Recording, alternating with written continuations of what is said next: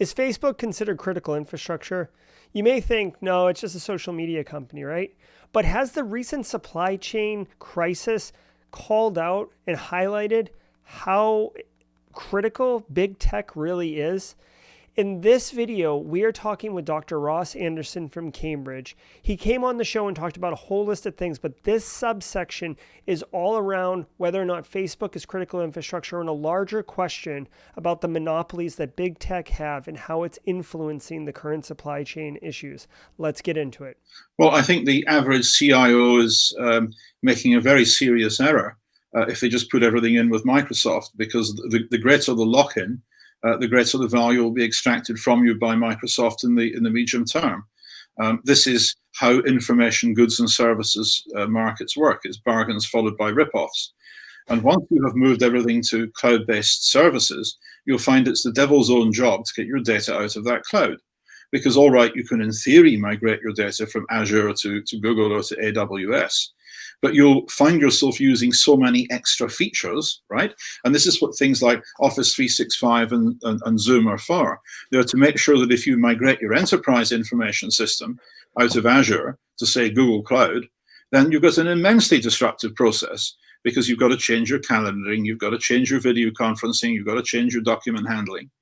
And this is why all the big companies are trying to build whole ecosystems where everything works together better with their own products than with their competitors' products.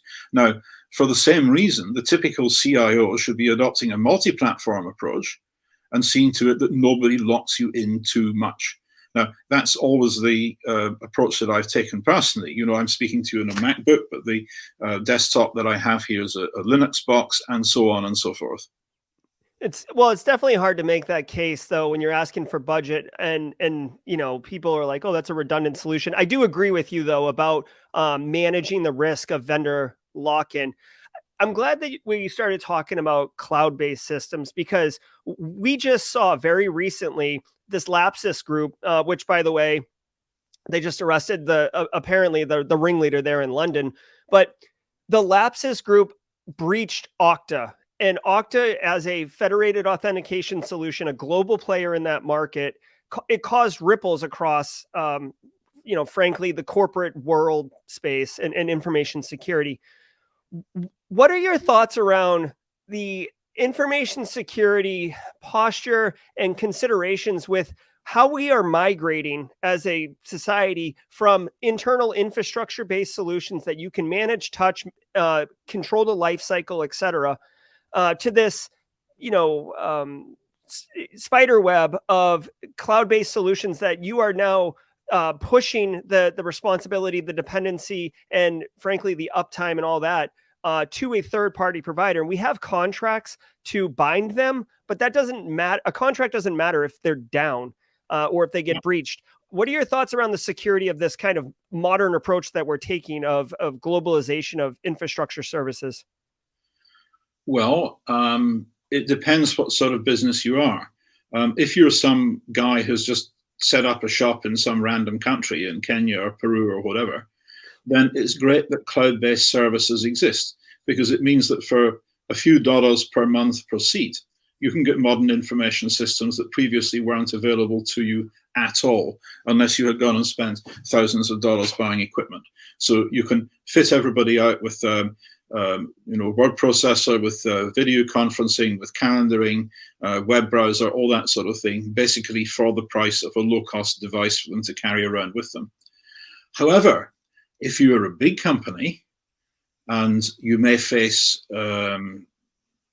strategic problems, say you're a mining company or a manufacturing company, do you really want to put all your eggs in one basket? Do you really want to be totally reliant on either Azure or AWS, or even for that matter, Google Cloud, for all your internal stuff? Or do you want to maintain some capability to recover your most important core systems back to your own cloud? Now, this is a really strategic decision. Now, what sort of bad things are there in the future if AWS just goes down, or if Azure just goes down? How would you recover from that kind of catastrophe? And bear in mind, given recent the recent history of war in Ukraine, it's not unthinkable that some hostile state actor, such as Russia or China, might do some cyber attack that makes a big cloud service provider simply unavailable for days to weeks.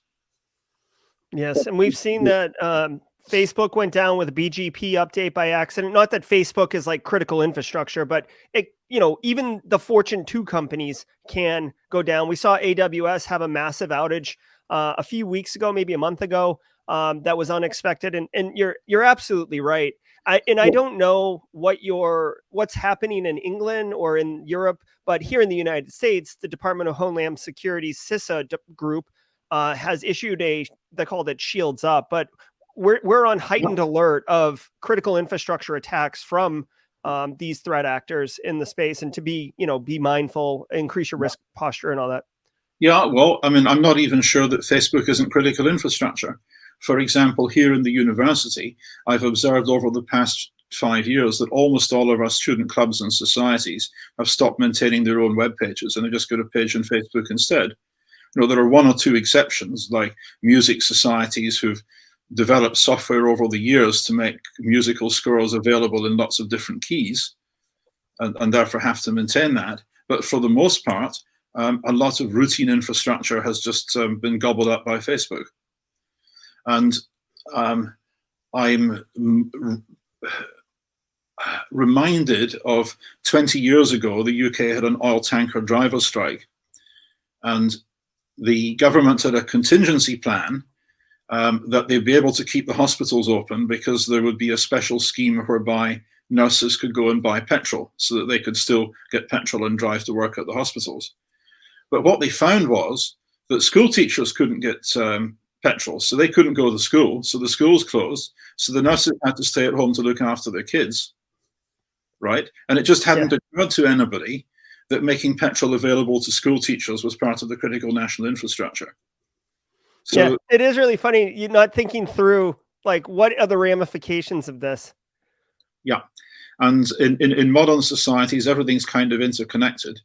And, I suppose the nightmare of many IT people in general is what happens if you get cascading failures through the whole system of systems on which we depend.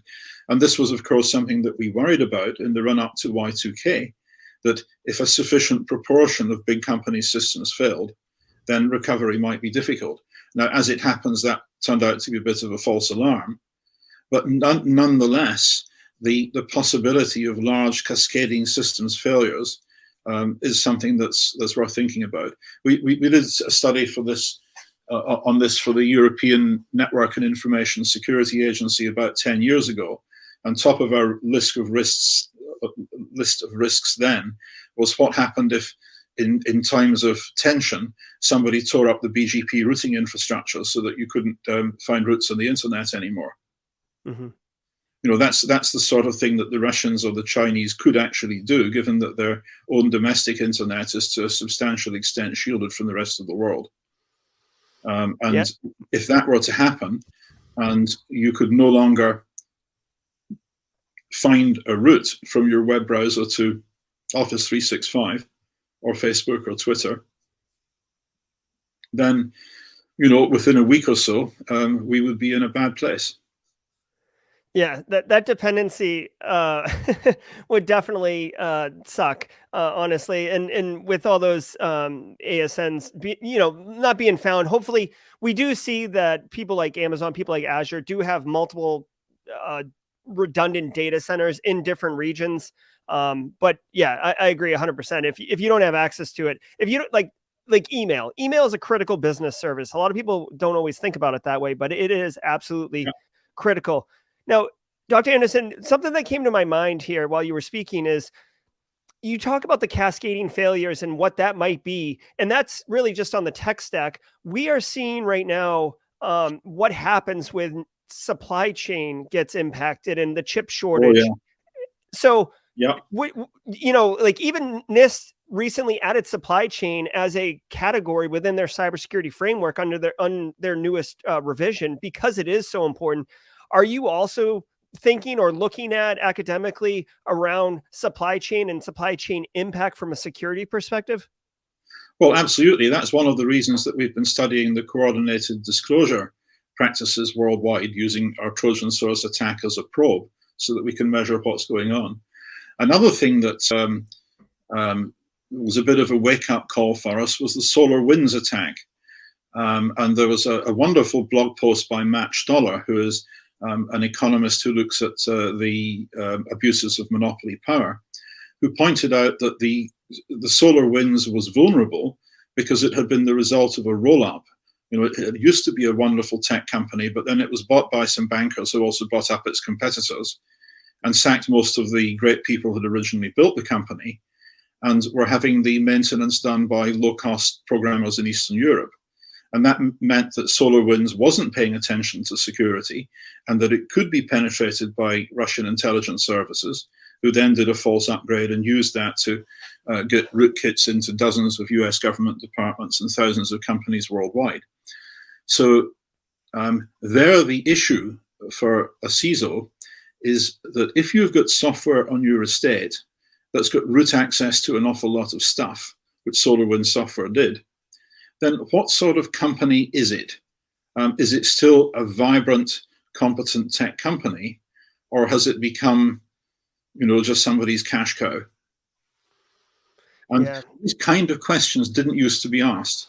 And with companies that I work with, we are now asking these questions, and we are now saying, okay, so if there's 40 software companies that we rely on for critical stuff, you know, whose job is it to keep an eye on them and to check that they remain on the ball?